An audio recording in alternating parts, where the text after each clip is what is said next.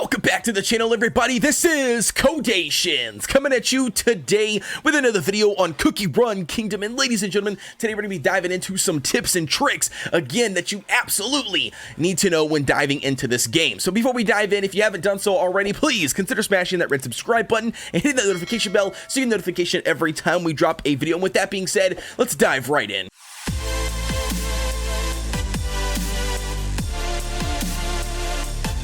Diving right in, ladies and gentlemen, to our first tip for the video, and that's going to be actually utilizing your daily stamina to its full potential, right? So if you don't know what I'm talking about, in the actual daily mission section, you have a daily mission that requires you to consume 100 stamina jellies every single day, right? Now, when you get to this point, a lot of times players are just logging in, doing anything and everything that they can just to complete all of these daily missions and just doing anything, anything, and they're not really utilizing the stamina jelly to its full potential. In my opinion, especially if you are a player that is logging in to only do your daily missions, I definitely think that you should be utilizing that 100 stamina to your advantage and utilizing it to its full potential. And some of those ways would be something like, especially the Balloon Expedition, right? The Balloon Expedition is an easy way. If something like on episode 8, for instance, if once you beat all of the world exploration, or at least as you complete the individual episodes, you will then unlock that in the Balloon Expedition to run those expeditions. So to give you guys an example here, episode 8 takes 7 hours and 40 minutes. So obviously getting in here, running this is going to be way more beneficial because you don't have to do anything. There is no manual plate. You just start it up, and then once you start it up, you would then be able to come back in 8 hours basically, or whenever the next time it is that you play, and collect a lot of resources. So you want to make sure that you're utilizing this feature as much as possible. Not only that, it consumes a good amount of stamina, and especially if you're trying to achieve that daily amount, to complete that mission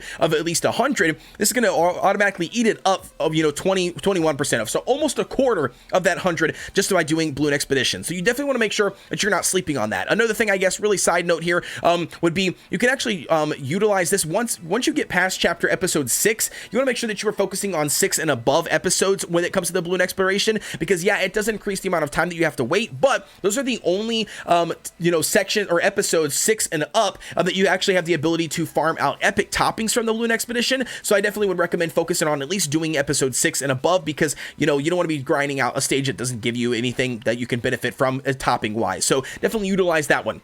Another thing that you should absolutely be utilizing your daily stamina jellies for every single day is going to be, if we hop over here to the story mode really quick, I'm going to show you, I'll show you what my personal stage is, but what you should absolutely be doing is you should be farming out a specific node or stage in the world exploration that you need specific epic toppings for, and specific epic, or not epic, specific skill powders for. All right, so to give you guys an example, this is a prime example for me. I utilize this node every single time, and that's going to be 627. And the reason being behind that is because I still need searing raspberries, for example, for a lot of my cookies, to boost their attack. And not only that, I'm getting basically more bang for my buck by farming out 627, because I'm also able to farm out the magic powders, which I also still need and use. So because I'm utilizing this stage to farm out both of these resources, I'm knocking out 2 birds with 1 stone. I'm consuming my stamina that I need to consume to complete my daily mission, and just to consume my stamina. And not only that, at the end of the day, I'm still farming out the stages that potentially could give me the 2 resources that I absolutely need. So again, definitely find the stage in the world exploration that best suits you and grind out that specific stage. All right, so again, I don't know what you're trying to farm out or what you're trying to grind out, so I can't really give you too much information on that. I know that there's a flyer floating around. I think we've got it actually in our Discord. If you haven't done so already, there's a link to the Discord. You can jump in there down below. I encourage you to do so. We've got a lot of members over there that can obviously help you and answer any questions. But nevertheless, like I said, there's a flyer going around that tells you what is the best zones to farm for specific toppings and powders, and how you can do those together. But anyways, moving on to the next thing. Let's say that you have grind out most of the toppings that you already need. Maybe that's not what you're really going for. Instead, maybe you're missing some soul shards, or you haven't done any of the dark mode. So the dark mode is just basically a harder version of the regular story mode, and not only that, it costs more stamina, and last but not least, you can actually farm out specific soul shards from specific nodes. So to give you guys an example here, just for example, this is 5.9. You can see this as far as I've actually progressed, because I haven't pushed dark mode a whole lot, but nevertheless, you can see that you can only get 3 attempts per day to to, you know, farm out specific soul stones, but it's going to cost you a large amount of stamina, and you can see as much as 22 per each individual run, especially for the stages that have soul shards. But this is a really, really nice feature because you can then grind out specific soul shards that you need for those individual cookies. Not only the cookies that you might be using like epics, because I believe epics actually start, you know, to be farmed at episode, is it 7 or 8? I mean, maybe 6 might actually have some at the end stages, but I know that 7 and 8 in dark mode specifically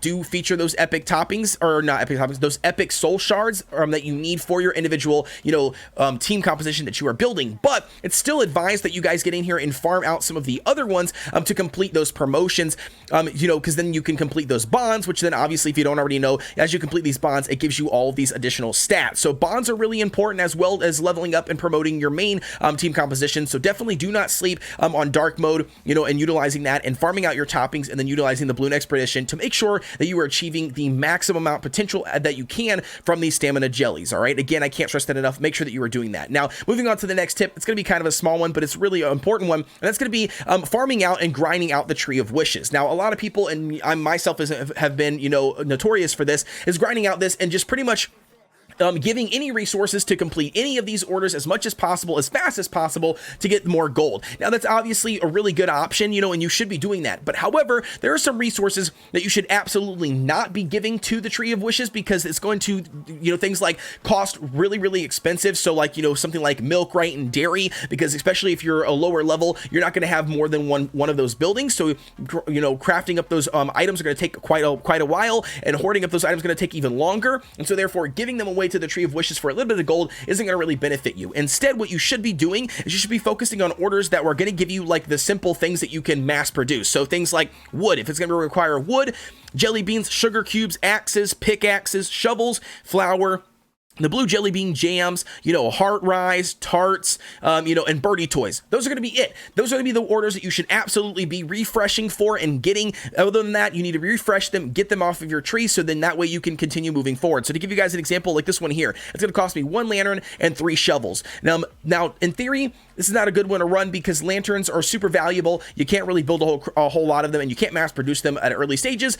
So at my current level, it wouldn't really benefit me. However, for the sake of the video, you know, you can see that, you know, it only costs 1 lantern versus 1 shovel, and shovels, you are worth doing it. But again, you get the point. Definitely don't waste all of your resources and dump them all in the Tree of Wishes. Save the resources that are going to be very, very valuable. Like I said, things like your dairy farm, and then also things like your milk products, because again, to make just one of these milk, it costs 700 gold, which again can add up over time. But anyways, that's going to be it for that tip. Moving on to the next tip that we're going to be talking about, and that's actually going to be bringing us to the arena section in the game. In the arena section, there's 2 things that I think a lot of players actually do not take advantage of that you should absolutely be checking into. So once you have already gotten your free refresh, right? So you basically beat everybody on your list here, or you just simply have hit this free refresh button, it will then start a 10-minute timer, all right? What a lot of players don't already know is that if you go to refresh again, it's going to cost you your crystals, but what a lot of players don't already know, or don't really take advantage of, they know about it, they don't take advantage of it, and that's going to be utilizing the defense tab. So instead of actually spending crystals to refresh, and instead of actually just waiting out the 10 minutes, you can actually utilize the defense tab a lot of the times to still gain, you know, momentum in the arena and still increase your rank by just coming in here and looking at teams that you could potentially revenge against on, okay? Because when you revenge against on, you're actually getting some, you know, additional trophies, you're getting those additional medals, you're increasing your rank even more. So you definitely want to make sure that you're utilizing the defense tab. Again, I see a lot of players never even touching this or opening this up. You want to make sure you're utilizing it. The second part of the arena for this tip, and that's going to be taking advantage of the metal shop. I know a lot of people don't even know that the metal shop even has epic soul shards. Yeah, exactly. It has epic soul shards. You can get epic soul shards and farm them out of the metal shop. So this is a really good use of your metals, in my opinion, because if you are in need of that one more epic soul shard, for instance, that you need to promote that cookie on your main team composition, then you can obviously get in here and farm it. And you can, like I said, you can farm it every single reset. So take a look at here. You've got 6 hours and 12 minutes for that specific reset, but you can get in here and spend, you know, your individual metals on whatever it is that you need. Again, it will refresh. So keep that in mind. Like I said, it's definitely a very good tool and a very good shop or a way to farm out those additional ones that you absolutely need. Again, like I said, it's not going to be something you're going to utilize all the time, or you might not have all of the metals if you haven't been really pushing, in order to buy the stuff from the shop. But you want to make sure that you are not sleeping on it and checking it periodically, because you never know, you might benefit from a specific thing. Moving on to the next tip we got for you guys today, and that's going to actually be around the cookie castle. Now, we've already mentioned a little bit on this in another tips or tricks video. Two things. One, it's a massive mistake to rush your cookie castle, right? Sorry, and we actually mentioned that in the last tips and tricks video. However, there's actually a double edge on this, and what I mean by that is a lot of players listen to that tip, or they understand not to rush their cookie castle, that it can get you, in a world of hurt because it can stall your progress. However, stalling on a cookie castle level for too long can also do the same thing. So what do I mean by that? Well, I mean, if you are not leveling up your cookie castle, then your cookie houses aren't being able to level up, right? Because you're going to basically, your whole goal at a cookie castle level is to then max out your cookie houses as your first number one thing. So then you're gaining as much experience as you can at that castle level. And then not only that, maxing out your landmarks, unlocking some new additional buildings, building those additional buildings. Once you build those additional buildings, you should then be farming up the resources that those buildings, that you've apparently just unlocked, because especially when things like your train comes around and your tree of, wishes orders comes around, things like that, they're going to start asking for that new material. So you want to make sure that you are building those new buildings right away and you're crafting those items right away. However, if you stall at a cookie castle level after you are already maxed out on that cookie castle level, like with everything, then it's only hindering your progress, because you're not being able to level up your cookie castle or your cookie houses to then farm additional experience, to then level up your cookies, to then progress. All right, so just definitely don't make that mistake. Myself, I have just made this mistake, by the way. I've been stuck on cookie castle 6 the entire time, guys. Yeah, I just now tonight on tonight's live stream, I was able to upgrade finally to castle level 7, because I just simply didn't really think twice about it. Then it was really hindering my progression, and then that's what I needed in order to level up my cookies even further. So just keep that in mind. Don't sleep on that. But you want to make sure you're not rushing your castle, but you also want to make sure you're not stalling on your castle as well. And then moving on to the next tip. And it's going to be kind of sort of a given, but basically the next one is going to be vampire, and vampire, man. I cannot stress it enough. Vampire cookie is absolutely ridiculously OP in the game. Super, super good. The guy does a massive amount of single target damage, and he can pair pretty much with any team composition as a damage dealer. And not only that, he's really, really good at all different types of content in the game. He's going to be on the top charts for arena. He's going to be on the top charts for guild battle. Obviously, probably the number one for guild battle. He's going to also be really, really good for story mode, really, really good for bounties, really good for boss fights. Basically everywhere you turn and look, Vampire is going to be on that list. So you definitely want to make sure that if you want to pick up a copy of Vampire as soon as you can from the mileage shop, from anything, because it's going to be the best damage dealer that you can invest in. And not only that, you're getting more bang for your buck, or more bang for basically your experience jellies that you're going to level up your individual cookies, because you're going to be investing in a cookie that you can use across multiple content instead of investing in a cookie that's only niche to one thing. Okay, again, we talked about that in another tips and tricks video. Don't sleep on Vampire.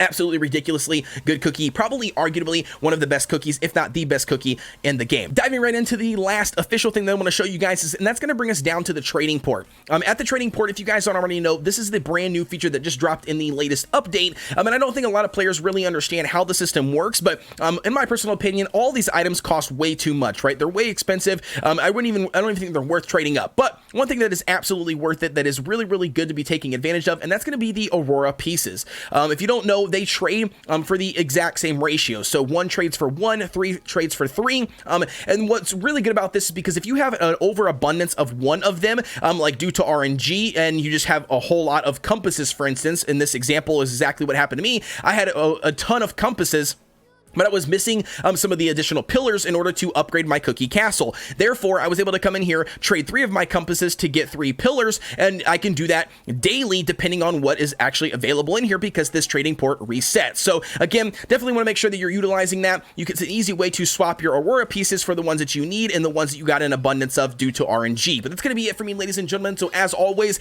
please be sure to like, comment, and subscribe, and hit that notification bell so you get notification every time we drop a video, and I will see you guys in the next one.